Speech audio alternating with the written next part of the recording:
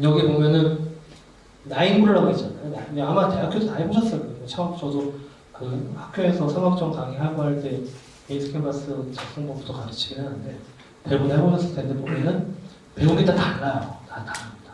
그리고 제가 가르치는 게 이게 정답이라고 얘기하기 어려운데 수장님 입장에서 이게 제일 이렇게 쓰는 게 제일 정확하더라라고 좀 설명을 드리자면은 제일 먼저 써야 되는 두 칸이 어딜까요? 이게 나인블럭을 좀 설명드리면 맨 끝에가 커스터머 세그먼트, 커스터머 릴레이션십, 채널, 밸류 프로포지션, 키 액티비티스, 키 리소스, 키 파트너, 커스터머 스트럭처, 레버뉴 스트림. 이렇게 이거 다 아시죠? 나인블럭 중에 제일 먼저 써야 되는 두 곳이 어딜까요? 제일 먼저 여러분들이 써야 되는 게 아까 제가 뭐라고 그랬죠? 내가 경험치가 많은 곳에 시장의 문제를 정의해야 한다고 했잖아요. 그러면 그 시장의 문제는 누구의 문제인가로 넘어가요. 그 누구. 그 시장의 그 누구는 이 커스터머잖아요. 커스터머. 세그멘테이션이라는 거는 세그멘트를 한다는 목적 자체가 뭔가 내가 포지셔닝 하기 위해서 여러 가지를 분류하는 일이잖아요. 그래서 커스터머 세그먼트가 문제 정의와 연관되어 있는 곳이에요. 나는 과연 내가 어떤 경험치로 어떤 세그먼트에 있는 어떤 고객의 문제를 해결해 주는 것인가. 맨 우측에 있는 데를 먼저 써야 됩니다. 2013년도에 당시 미래창조과학부에서 한국인 엑셀러이터 다 모여보라고 했을 때 10개가 모였어요. 그 중에 저희도 하나였어요. 근데 저는 처음에 갔을 때 일단 뭐 저기 미창부에서 불러서 가긴 하는데 내가 엑셀러이터인가? 그러고 갔어요 진짜로요.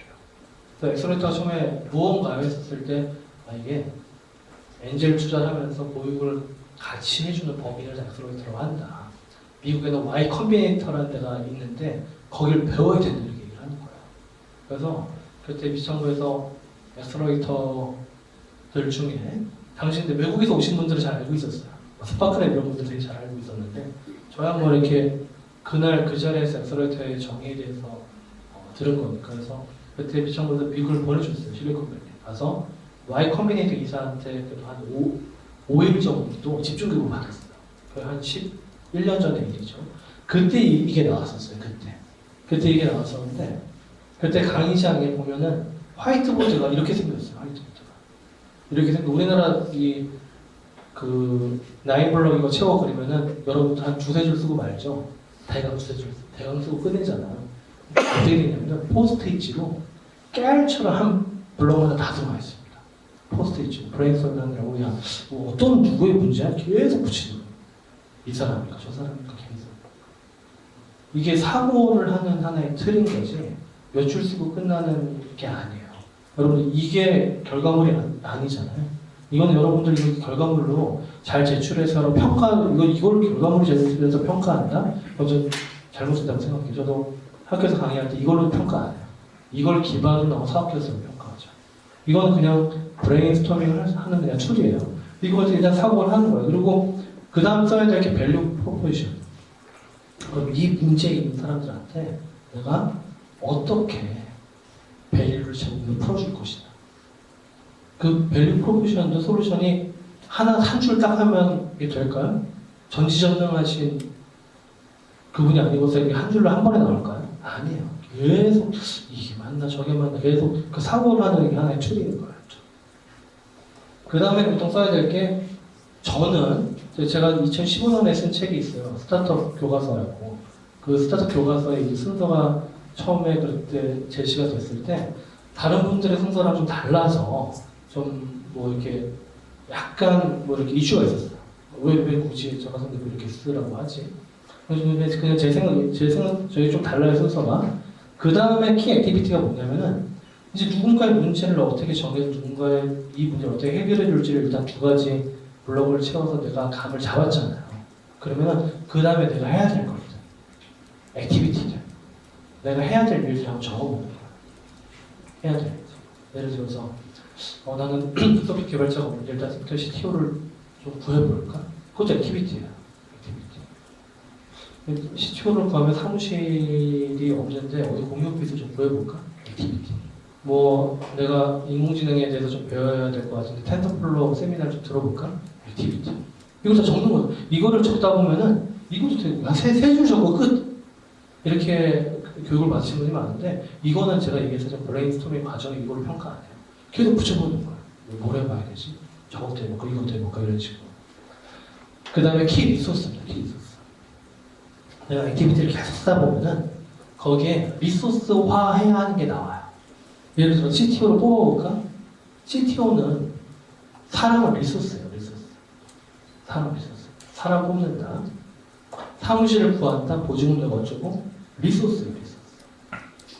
이런 거 나는 약간 그 카메라 필요한 서비스인데 카메라 리소스에서 산다. 리소스. 내가 해봐야 될 것도 쭉 사는 게 리소스입니다. 그 다음에 적는 게 리소스들이 다 모아지잖아요. 근데 여러분 이거를 한 번에 안 나와요. 이 사고 과정에 대해서 프로세스를 멘토들이 나이가 다 있잖아요. 이게 내가 빠진 게 아니야. 내가 이런 사업하는 리소스에 빠진 게 없을까? 이걸 충분히 검증을 받고 나서 그러니까 제가 내일 멘토들한테 주문을 할 겁니다. 이거 한 번에 다 쓰게 하지 마세요. 하나하나 쓰게 하고 계속 멘토링을 이어가세요. 제가 주문을 할 거거든요. 키 리소스를 다 쓰다 보면은 그 밑에 있는 코스트 스트럭처링을 할 수 있어요. 비용을 알 수 있어요. 아, 내가 한 달에 몇 명이 공간 얼마 쓰겠구나. 내가 클라우드에다 소프트웨어 올릴 건데 AWS 비용이 얼마나 나오겠고 이런 것들을 추정할 수 있어요. 한 번에 후다닥 쓰면 안 돼요. 추정을 충분히 또 해봐야 돼요. 의외의 비용들이 안 생기게 계속 추정하고. 근데 추정을 하다가 나 도저히 이거 사업이 안 되겠는데 비용을 좀 줄일 수 있는 방법이 없을까? 그렇죠. 비용을 줄일 수 있는 파트너들이 실제 있어요. 예를 들어서 AWS를 운영하는 베스핀컬러라는 회사가 있는데 거기서 1년 무상으로 바우처 같은 거 없을까? 이런 것들. 아니면 데이터 바우처 사업을 줄일 수 있나? 이런 것들. 그러면서 내 비용을 줄일 수 있는 파트너들을 키 파트너들 1차 기록하는 겁니다. 1차 기록. 이 정도 되면 대략적으로 원가 구조하고 내가 사업하려고 하는 게 좀 어느 정도 그림이 그려진 상태예요. 그 다음부터는 뭘 해야 되겠어요? 내가 이제 이렇게 리소스가 준비했어. 그러면은 이제 매출을 좀 내봐야 되겠는데 매출 추정을 좀 해봐야 되겠는데 그런 생각을 좀 해야 되잖아요. 매출 추정. 매출 추정에 들어가는 두 가지는 채널과 레버뉴 스트링과 또 키파트너스가 또 들어가요. 키파트너 보통 2번 써줘요. 2번. 첫 번째 레버뉴 스트링 같은 경우 이제 매출을 추정해보는 거예요. 저때 더 좋은 거는 비용 구조를 기반으로 해가지고 프로핏, 이익 추정을 하시는 거예요. 이익도. 근데 저 매출 추정은 일반적으로 채널이 늘어나면은 매출도 늘어나잖아요. 예를 들어 내가 일반 커머스인데 예를 들어 내가 HMR을 만들어. 쿠팡을 올릴까? 마켓컬리 올릴까? 네이버 스마트 스토어에 올릴까? 자사몰 이렇게 만들어 볼까? 다 채널이 늘어나는 거잖아요. 그렇죠? 그 채널을 늘리면서 매출 추정을 해보는 겁니다. 근데 채널들 중에 보면은 사업을 할 때 여러분 그 사업 계획서를 쓸 때 굉장히 많이 나오는 용어 중에 하나가 unfair advantage. unfair. 뭔가 공정하지 않게 내가 가지고 있는 장점을 얘기하는 거잖아요. 근데 뭐 이렇게 받아들이시는 사람도 있어요. 사업을 공정하게 해야 되는 거 아닙니까? 그게 아니라 사업은 정해진 어떤 법의 테두리 내에서 내가 만들 수 있는 경제 우위를 최대한 극대화시켜서 언페어 어드밴티지를 극대화시켜서 하는 게 사업이에요. 만약에 이렇게도 이야기할 수 있어요. 왜 그걸 공정하게 하면 안 됩니까? 그래서 사업은 전쟁과 좀 비슷해요. 시장과 전쟁은 되게 비슷합니다. 시장과 전쟁은 실제 유사해요. 왜군이 이순신 장군이 명랑의 전을 웃돌목에서 준비를 했잖아요.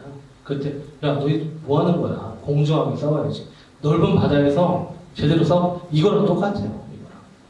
내가 지금 그 자본 여력이 적고 내가 데린 조직이 적은데 이기는 싸움을 해야 되는데 이거 뭐 어떻게 하고 이기는 싸움을 하려면은 내가 가지고 있는 언페어드 어드밴티지를 활용할 수밖에 없어요.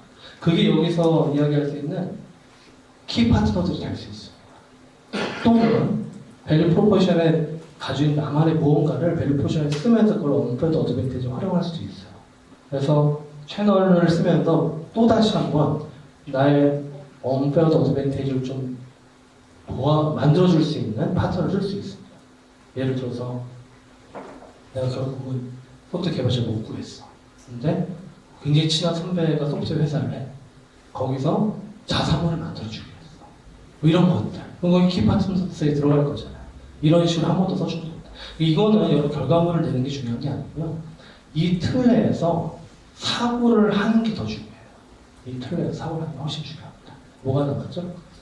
저기 커스터머 릴레이션십이 나왔잖아요. 저게 저 개인적으로 생각하는 최상위 개념이에요. 고객과의 관계를 만들어간다는 거는 리텐션 이런 거 아니죠. 고객과의 관계, 요즘에 CRM이라는 키워드도 굉장히 많이 나오는데 고객과의 관계 속에서 뭔가 리텐션을 높이기 위한, 체류 시간을 높이기 위한 이런 것들을 최종적으로 설계해야 되는 겁니다. 고객이 들어와 있지도 않은데 사업은 성립도 안 돼 있고 뭘 해야 될지도 그냥 엉망진창인데 CRM부터 신경 쓰는 건 불가능한 일이에요. 고객 쌓여야지 여기서 고객 관리를 어떻게 할지가 나오잖아요. 그래서 맨 마지막에 써주면 됩니다. 그래서 이걸 쓰는 게 중요한 게 다시 한번 얘기하자면 사고예요. 사고의 흐름을 이렇게 해라. 여러분들의 어떤 문제점이 솔루션 이런 사고의 흐름을 돕기 위해서 제가 제 경험치를 공유해 줄게요. 경험치. 제가 CNT테크를 2003년에 만들었는데 회사로 따지면 두 번째 회사예요. 첫 번째 사업에 대한 경험은 21살 때였어요. 21살 때. 제가 이 설명 드린 이유는 시장의 문제 정의를 기반으로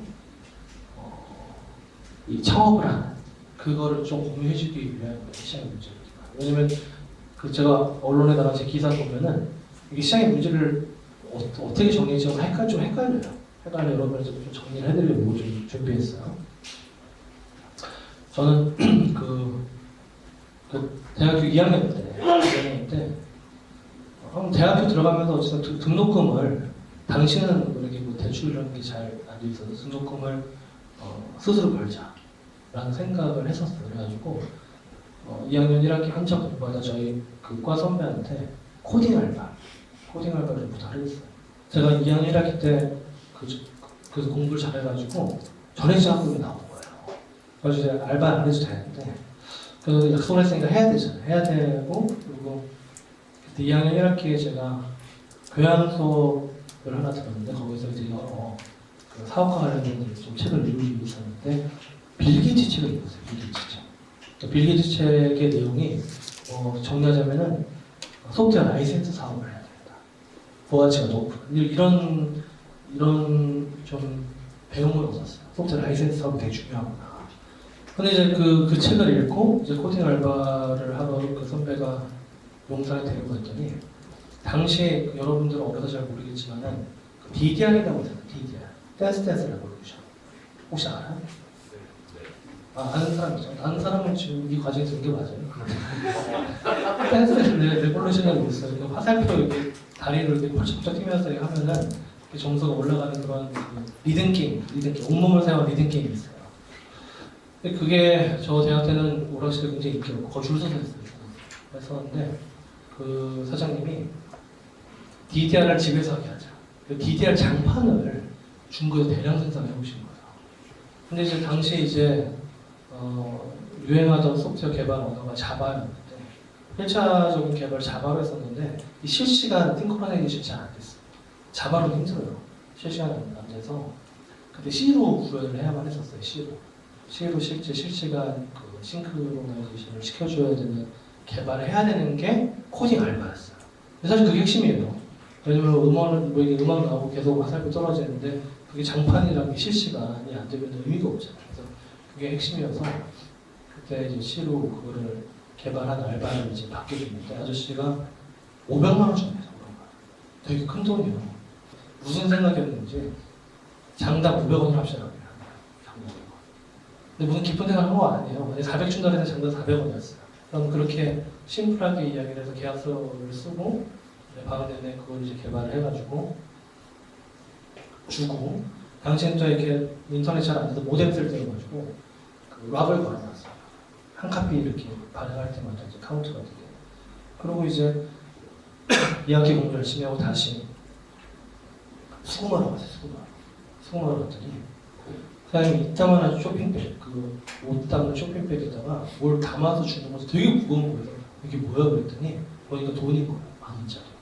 그때 그 10,000원짜리가 2,500 몇십만 원이었어요. 너무 깜짝 놀라서 이게 뭐야 그랬더니 500원 곱하기 X가 그게 된 거예요. 그래서 제가 이걸 그 PC를 봤더니 그만큼 팔린 거 엄청 많이 팔렸더라고요.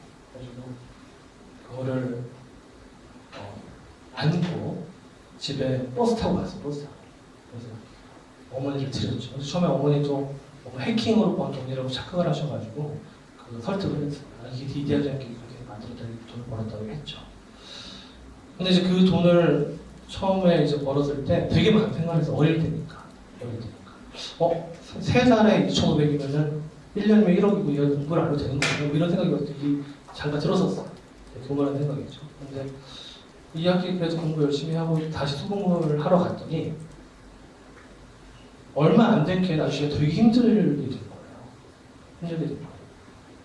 그 재고가 엄청 쌓여있고 저한테 한 200 몇십만 원 정도 추가적으로 주시면서 이게 갑자기 경쟁사가 수십 개가 들어오고 서로 덤핑을 치기 시작했고 그래서 아저씨가 순식간에 좀 망한 거예요. 순식간에. 그래서 되게 좋은 아저씨가 좀 충격이었어요. 순식간에 이 아저씨가 잘못됐으니까. 그때 되게 많은 생각을 했어요. 라이센스 사업은 되게 좋은 사업인데 기술적 경제 우위가 있어야 되는구나. 대학교 2학년이 순식간에 짜서 만든 소프트웨어는 경제 우위가 낮잖아요. 금방 카피하는데 사실 또 그런 소프트웨어 기술은 특허로 보호받기도 어려워요. 결국은 좀 더 부가치가 높은 소프트웨어를 해야 되겠구나라는 생각이 들어서 그 경험을 기반으로 다시 생각을 했어요. 부가치가 높은 소프트웨어 뭘까? 남들이 흉내를 못하고 특허로 보호할 수 있는 소프트웨어 뭘까? 하면서 거기에 심취를 했어요. 그러고 나서 이제 생각이 든 게 음성인식이었어요. 음성인식. 그럼 지금의 음성인식 흔하죠. 근데 그 1998년 12월에 생각한 음성인식은 평범한 기술이 아니었어요. 여러분 98년에 태어난 이후에 나 태어났나요? 98년 이후에 태어나신 뭐 아무튼 거의 뭐 그렇다 치고 아무튼 그 당시는 되게 나름 되게 혁신적인 기술이었어요. 기술. 당시 음성인식을 제일 잘하는 연구실 카이스트에 있었거든요. 그래서 3일학기 마치고 카이스트의 국비장학생 지원에도 붙었어요. 붙었고 그때 교수님께서 저 연구실 들어갈 때 넌 이름이 전화성이구나. 전화성이니까 전화망상의 음성인식을 해라. 이렇게 얘기된 거예요. 그래서 선배들은 다 마이크로 테스트하고 마이크로 음성 코퍼스를 수집하는데 저만 전화기를 했어요. 그래서 뭐 기숙사에 ALS 달아놓고 ALS를 계속 수집을 해야 되니까 그 근데 어쨌든 저는 이제 창업을 생각하고 그 기술을 개발했고 근데 2000년에 어떤 일이 생겼냐면 99년 말 2000년 초에 당시 ARS가 굉장히 보편화됐어요. ARS. 텔레뱅킹. 뭐 여러분 지금 잘 안 쓰겠지만 텔레뱅킹도 이런 주식 거래하는 ARS. 근데 당시 여러분들 뭐 모르실 테지만 700, 578 같은 벨소리 다운로드도 다 ARS예요. 거기 이제 벨소리 다운로드 받고 하다가 자꾸 오류가 나고 또 텔레뱅킹하다 오류 나고 증권 그 종목 선택하다 오류 나고 이게 너무 많아서 그 당시 전산 실무자들은 음성인식 써야 된다. 음성인식 써야 된다. 이런 시장의 니즈가 나왔고 당시 전화망상으로 음성인식 기술을 개발한 곳이 거의 없었어요. 그래서 갑자기 제 기술이 부각이 되면서 SLT를 창업하자마자 3년 만에 소프트웨어 매출료가 50억 정도 됐어요. 근데 제가 그 라이센스 사업 책을 읽었잖아요. 빌 게이츠. 그리고 DDR 500원으로 라이센스 사업도 해봤잖아요. 제가 부합하는 기술을 때마침 개발하는 거예요. 때마침. 운이 좋았던 거예요. 제가 만약에 이때 그냥 군대 안 가고 성공해서 쭉 했었으면은 시장의 문제에 대한 정의 개념도 모르고 언젠가는 제가 사업을 더 크게 힘들어졌을 수도 있을 거예요. 그래서 CN테크를 설립을 할 때는 정말로 그 운 없이 시장의 문제를 정의해야 되잖아요. 그래서 거기서 시작을 했어요. CN테크는 처음에 피자 주문부터 문제를 정의했고 제가 피자 시장의 문제를 정의한 힘은 어디서 나왔을까요? 피자를 많이 시켜 먹어서 나왔어요. 그 제가 대학교 때 첫 알바가 피자집이었고, 그 피자집에서 일하다 보면 내가 그 문제를 알잖아요. 여러분 알바면서 야, 여긴 이게 문제라고 생각 안 해본 적 없잖아요. 정말 많은 문제가 있었어요. 근데 참았죠, 시키니까. 예. 그런 일단 경험치가 있었고, 7년 동안에 한 주도 안 빼고 피자를 매주 시켜 먹어요. 그러니까 얼마나 많은 경험치가 쌓였겠어요. 피자집 안에 피자를 시켜 먹고. 그리고 저희가 전화망상의 운송직을 하다 보니까 굉장히 많은 콜센터, ALS 환경에 붙여봤잖아요. 그러니까 또 이런 콜센터 환경에 대한 이해도 깊어졌어요. 피자 주문의 문제를 정하는 거예요, 피자 주문. 그때만 하더라도 다 그 114에 전화해가지고 그 동네, 지금 여러분 배달앱들로 너무 편해지긴 했지만은 다 114에 전화해서 물어봤거든요. 그거는 당시 이 대표번호.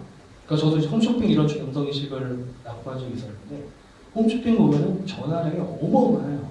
어마어마합니다. 근데 왜 피자 광고가 저렇게 많이 나오는데 대표번호를 안 쓸까? 대표를 노출하면은 홈쇼핑 효과가 나오게 돼요. 홈쇼핑 효과가. 그 홈쇼핑 효과가 실제 나왔어요. 실제 나왔어요. 대부분 이 기존에 그 TV 광고 했을 때는 가맹 문의가 들어갑니다. 근데 대표번호를 노출하면서 적절하게 식사 시간에 주문이 엄청나게 폭주를 하기 시작한 거죠. 그리고 예를 들어 매장이 200개면 200명이 전화를 받잖아요. 근데 생산성이 높아지니까 200명이 전화를 띄엄띄엄 받던 거를 이제 전화가 몰려 들어오니까 생산성이 높아지겠죠. 거기서 생산성에 대한 부가 치더라고요. 군대를 가야 되는데 군대를 끌려갔다는 얘기들이 많으니까 지원을 했어요. 전사 특기자금 지원해서 군대를 전사 특기자금으로 가게 되면서 1년 시간이 생겼어요. 1년 시간이. 1년 시간이 생긴 동안에 신입을 새로 만들었고, 그리고 그때 SL2의 전 대표로서 피자 프랜차이즈 본사들한테 계속 이제 컨택을 해가지고 그 본사 마케팅분들과 미팅을 했고, 거기서 이제 이런 문제들을 정리하고 설명을 했고 그들이 설득이 됐어요. 그래서 이게 CNTV를 시작했는데 그때도 여러분 아까 이제 비즈니스 캔버스 써야 되니까 그때도 당장에 솔루션 제시했었을 때 해결해야 될 두 가지 기술적 문제가 있었어요. 첫 번째 기술적 문제가 매장들이 보통 배달 그 매장 계약을 할 때 뭐 게리멘터링 비슷하게 그 동단으로 근거리로 배달하는 게 아니라 굉장히 디테일하게 짜여있어요. 한 동에 8개로 분할되는 지역도 있어요. 대부분 길다랗게 나눠서 대표번호는 중앙 집중적인 주문을 하게 되면 상권 침해 때문에 안 된다. 그런 첫 번째 문제를 전자지도 솔루션이라는 기술로 GIS 기술로 해결했고, 그리고 주문을 어떻게 내릴 거냐 할 때 매장에는 포스라는 장비 있잖아요. 포스라는 장비로 주문을 전송하는 이런 기술을 개발해서, 여러분 아까 제가 다시 비즈니스 캔버스 얘기로 들어가면은 밸류 프로포션을 하게 되잖아요. 그 다음에 키 액티비티를 보통 기술을 할 때 이런 세부적인 기술에 대해서 구현을 해야 된다는 것도 기술을 해야 됩니다. 또 최종적으로 여러분들 제출해야 될 거는 6단계 사업 계획서예요. 키 액티비티에 있는 기술 내용들이 사업 계획서가 처음 6단계부터 설명드리면은 최종 결과물은 시장의 문제점이 솔루션, 기술, 비즈니스 모델, 기술, 경쟁자, 비즈니스 모델 팀 소개 6단계예요. 기술, 경쟁자, 비즈니스 모델 팀 소개. 근데 이 기술의 키 액티비티 기술에서 테크놀로지에 대한 내용들이 체계적으로 쓰여져야 돼요. 아시겠죠? 그래서 그렇게 만든 분들을 이제 계속 고민하다 보니까 왜 굳이 먹고 싶은 사람이 직접 입력하면서 전화를 다 받아줘야 될까? 이런 생각에 또 이르게 됐어요. 그래서 그때 최초로 홈페이지에서 주문이 가능하도록 홈페이지 주문을 구현을 했어요. 똑같이 상담 프로그램 대신에 거기에 고정 홈페이지에 입력을 하게 되면은 주문이 포스가 전송되게 하는 그런 시스템이고, 이 기술이 사실 현재 지금 배달앱들의 전신 기술이 됐어요. 실제 배달앱들이 시작할 때 뭐 배달앱 중 요기요, 배달통 다 저희 회사와의 협력으로 다 사업을 시작을 했어요. 이 기술이 사실 현재도 배달앱의 기반 기술이 되었죠. 자, 첫 번째가 커스터머 세그먼트를 쓰자라고 했었잖아요. 저도 이 시장의 문제를 정의하는 겁니다. 그리고 시작을 했잖아요. 피자 시장의 문제. 어떻게 정의했는지, 내 경험치를 어떻게 보여주는지. 그리고 커스터머 세그먼트를 쓸 때 거기에 내가 이 고객들, 이 시장에 대한 내 경험치가 얼마나 깊은지를 그냥 한번 써봐야 됩니다. 내가 그 시장에 대한 경험치가 깊지 않은 상태에서 그 부분을 그냥 가볍게 씁니다. 그러면 라인블럭 계속 수정해야 돼요. 내 경험의 깊이를 써줘야 된다. 그리고 솔루션도 마찬가지예요. 솔루션도 저도 어찌 보면은 시장의 문제 정의는 피자를 시켜먹고 피자씨 알바해보고 이런 것들인데 솔루션 제시는 제가 소프트웨어 전공을 했고 물론 소프트웨어 전공 안 하신 분들은 팀 중에 뭐 소프트웨어 개발자가 있으면 소프트웨어 전공을 했고 그리고 기존 직전 사업이 콜센터 환경에 굉장히 많은 시스템을 제공해봤고 이런 인사이트들이 모여서 솔루션이 된 거잖아요. 그런 형태를 써보고 이 솔루션은 비즈니스 캠퍼스에는 밸류 프로포지션을 해줍니다. 맨 마지막에 마켓 사이즈. 이를 통해서 내가 커버할 수 있는 마켓 사이즈 한번 생각해보고 그래서 비즈니스 캠퍼스를 쓰실 때 이 부분을 가지고 여러분 두 칸을 채워보시면 됩니다.